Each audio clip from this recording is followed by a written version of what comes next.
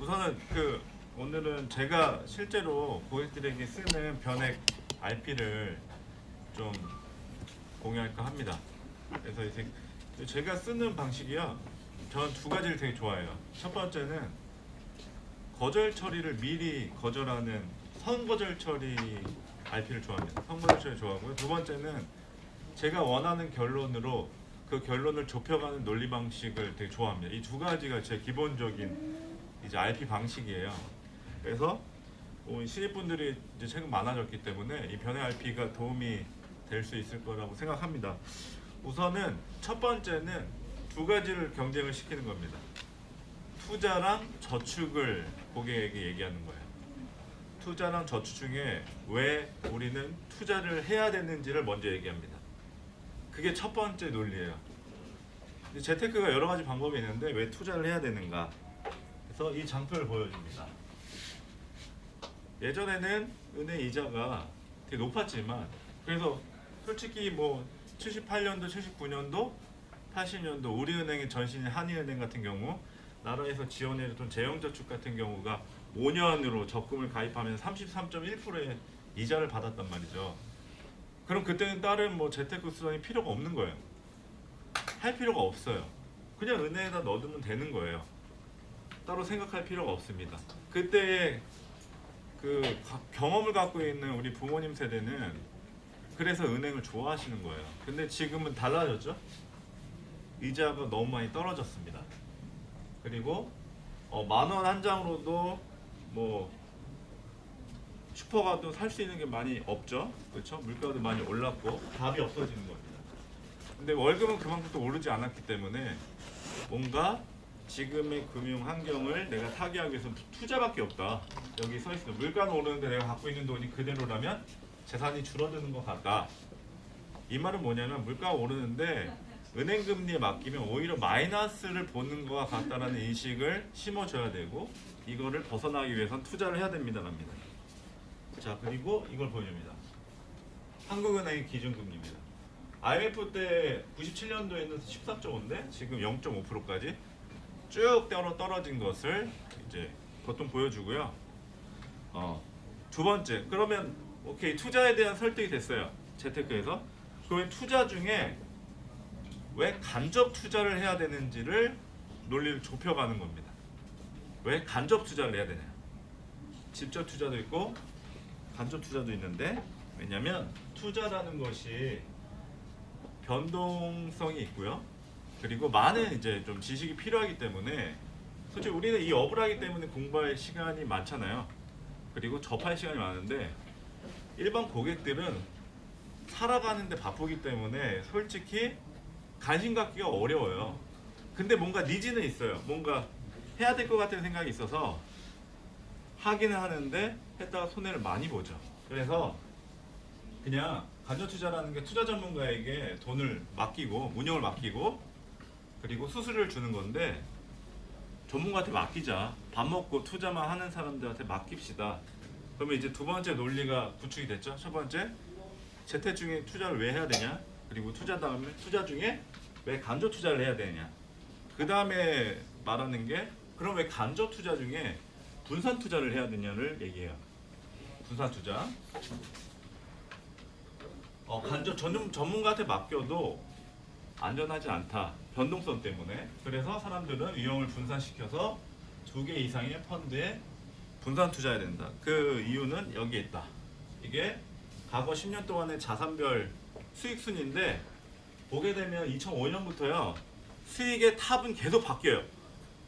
제일 탑, 뭐 국내 주식이었다가 부동산이었다가 뭐 신흥 주식, 이머징 마켓이었다가 채권이었다가 탑은 계속 바뀌는데, 가운데에 보시면 자산 배분은 평균 이상의 수익률을 항상 냈다라는 거예요.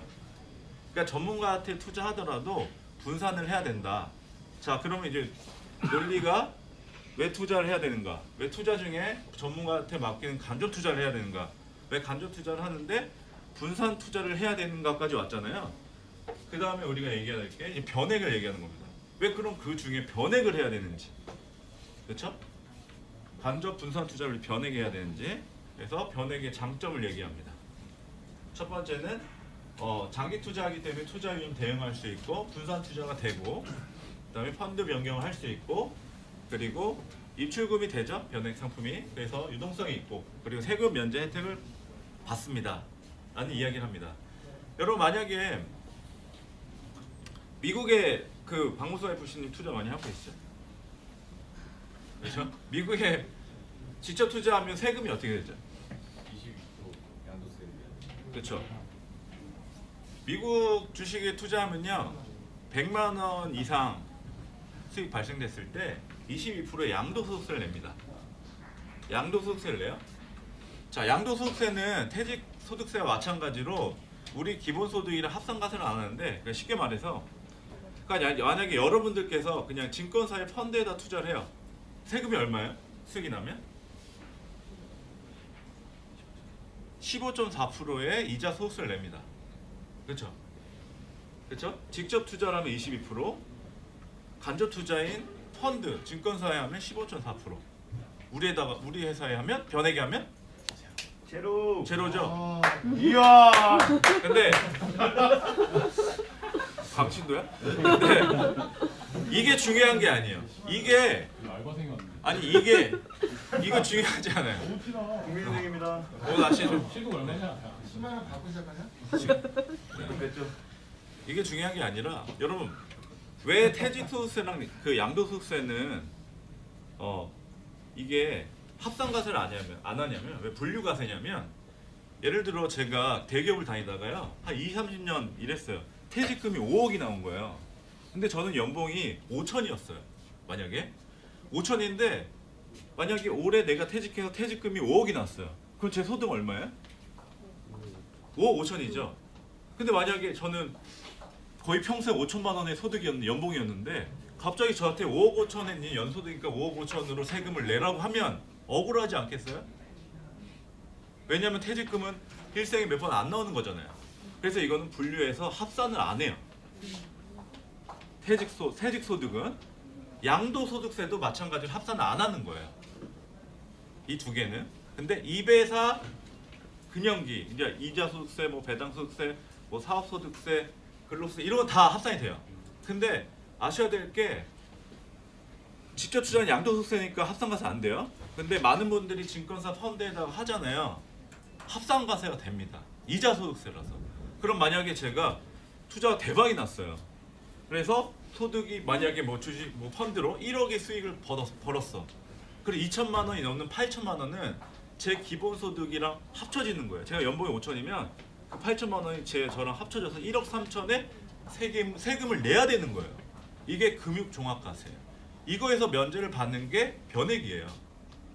그래서 변액은 세금적으로 좋은 거예요. 그렇기 때문에 그렇죠? 그래서 이 부분을 설명합니다. 이 비과세는 이 부분을 강조를 해요. 자, 그럼 부자들은 어떻게 하냐? 부자들은 이런 금융종합과세를 피하기 위해서 변액에 하고 있는 거예요. 변액에. 그래서 불과 7년 전이랑 지금이랑 그 변액보험에 투입됐던 비중이 많이 바뀌었어요. 그래서 이거를 직접 얘기해 줍니다. 그럼 이제 논리가 많이 좁혀졌죠? 왜 투자인가? 왜 투자인데 간접 투자인가? 왜 간접 투자 중에 분산 투자인가? 분산 투자 중에 왜 변액을 하는가? 근데 왜 오렌지 라이프인가? RBC를 얘기합니다. RBC를. 자, 여러분 그 고객들이랑 상담하면 예금자 보호법 많이 얘기하죠? 예금자 보호법이 뭐예요? 하영 FC님? 5천만 원까지 보장을 해줘요. 뭘 보장해줘요? 회사가 망하면 네? 망하더라도 뭐라고요? 예금차. 주무셔요? 왜 목소리 잘 안 들리네? 우리 권태현 FC님. 예금자 보호법. 5천만 원에 대한 그 네. 그렇죠. 네. 5천만 원까지 뭐를 보장해줘요? 저축 같은 거 했을 때 예금자 보호법 보호가 되는 상품에 가입하면 원금이랑 이자를 보장해 주는 게 아니고 소정의 이자예요. 그 당시에 이제 기준금리로 정해진 이자를 주는데 아무튼 변액은 보호가 되나요? 이거 예금자 보호 안 되잖아를 얘기하는데 근데 고객들은 혼동하는 거예요. 예금자 보호가 원금 보장이라고 생각해요. 예금자 보호는 원금 보장이 아니에요. 회사가 망했을 경우에 원금과 소정의 이자를 보장하는 거지 이 상품 자체의 리스크를 보장하는 건 아니잖아요. 근데 보통 예금자 보호가 되는 상품들은 일반 저축이잖아요. 그렇기 때문에 혼동하는 거예요. 예금자 보호는 원금이 보장된다. 그래서 정확하게 얘기를 해줘야 되는 거예요. 예금자 보호는 회사가 망했을 경우에 이제 보장하는 건데, 그러면 만약에 변액을 하다가 우리 회사가 망하면 어떻게 해요? 우리 회사 망하면 인수가 되죠. 그렇죠? 보통 인수돼요. 보험사는 기본권에 연결되어 있기 때문에 나라 자체에서 파산을 거의 시키지 않아요. 근데 일본 같은 경우는 파산하는 경우가 있었는데, 근데 그걸 떠나서라도 변액이라는 건 특별계정에서 운영하죠. 특별계정은 기본적으로 사외 적립을 기본적으로 하고 있어요. 스탁 회사가 있어요. 우리 회사가 돈을 갖고 있지 않아요. 고객들이 특별계정에 들어온 돈을 우리 오렌지라이프가 갖고 있지 않다고요. 우리 오렌지라이프가 망해도 채권자들이 채권 추심을 할 수가 없어요. 거기 특별계정에 있는 돈에 아무 상관없는 거예요. 예금자 보호는 5천만 원까지 되죠. 투자자 보호는 한도가 없어요. 고객들이 생각하는 맹점을 정확하게 짚어줘야 되는 거예요. 그 망했을 경우고 그때는 변액이 더 유리한 거예요. 그걸 얘기합니다. 그리고 근데 우리 회사는 RBC가 높기 때문에 망할 일이 없다. 그래서 네 가지를 얘기합니다. RBC가 높기 때문에 좋은 상품 만들 수 있고 보험금 지급도 잘 되고 회사가 부도날 염려가 없고 고객 중심 경영. 그러니까 사업비를 낮춰서 고객에게 유리하게 상품을 만들어낼 수 있다라고 이제 논리를 좁힙니다. 네, 마지막. 그럼 왜 나한테 해야 되는가? 이게 마지막이에요. 자, 처음에 투자를 해야 되고 전문가한테 맡기는 간접 투자를 해야 되고 그 다음에 분산 투자를 해야 되고 세금 이슈 때문에 변액을 해야 되고 그래 RBC가 놓고 오렌지 라이프 하는데 왜 오렌지 라이프에 있는 나라는 FC한테 이걸 해야 되는가? 마지막 논리예요. 마지막 관문. 그래서 이 기사를 보여줍니다. 변액을 방치했더니 수익률이 2배 정도 차이가 난다. 변액은 가입이 중요한 것도 있지만 그 이외에 관리가 중요하다 하면서 실제 고객의 장표를 보여주는 거예요. 내 거를 보여주는 게 제일 좋은 설득이 돼요. 그래서 뭐 수익률이 불과 뭐 2, 3개월 됐는데 뭐 100만 원 이상, 뭐 200만 원 이상의 수익 난 걸 보여줘요. 당연히 마이너스 난 걸 보여주면 안 되죠. 잘 나온 것만 한 4가지 정도. 네. 아시잖아요. 네. 그렇죠? 사람이라는 게 뭐 언제나 잘 될 수는 없으니까. 그렇죠? 자, 그래서 잘 나온 거를 추려가지고 한 10개 정도 하면 고객이 이런 얘기를 해요. FC님 이거 수익 난 것만 보여주는 거 아니냐고. 네. 아닙니다. 다 잘 납니다. 이렇게 얘기해야겠죠. 네, 여러분 알아서 이제 영업적인 스킬로 좀 마무리하시고. 자, 제가 실제로 이제 우리 신입들한테 변액 RP 때 저희 세일즈북에서 하는 RP예요. 기본적으로 이제 논리가 쭉 가죠. 그러면 여기에 웬만한 거절체가 다 들어있는 거예요. 고객들이 하고 싶었던 거절이 여기 다 들어있기 때문에 그럼 우선 시작이 중요하니까 최소 금액으로 우선 준비를 하자고 해놓고서 금액을 올려요.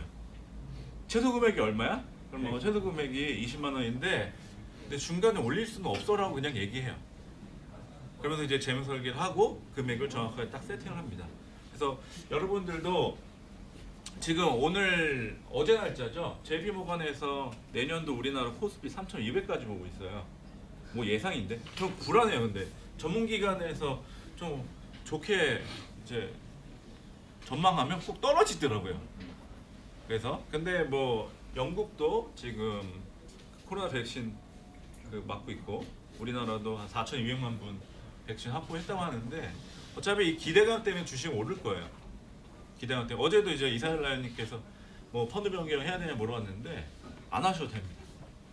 안 하셔도 될 것 같아요. 근데 만약에 코로나 백신이 진짜 전 세계적으로 이제 만약 맞게 되면 그때 빼야 돼요. 그때 아마 많이 투자를 할 거거든요. 그때 변경을 하셔야 됩니다. 기대감에 사고요. 그 기대감이 실현되기 전에 우리는 빼야 됩니다. 그때 그래도 수익이 많이 보실 수 있으니까. 아무튼 오늘 다 이제 이번 올해 마지막이잖아요. 그렇죠? 올해 또 업적이 아까 MDRT 영상 나왔고 보셨듯이 2021년도 첫 MDRT 급여입니다. 이번 달 영업한 게. 그렇죠?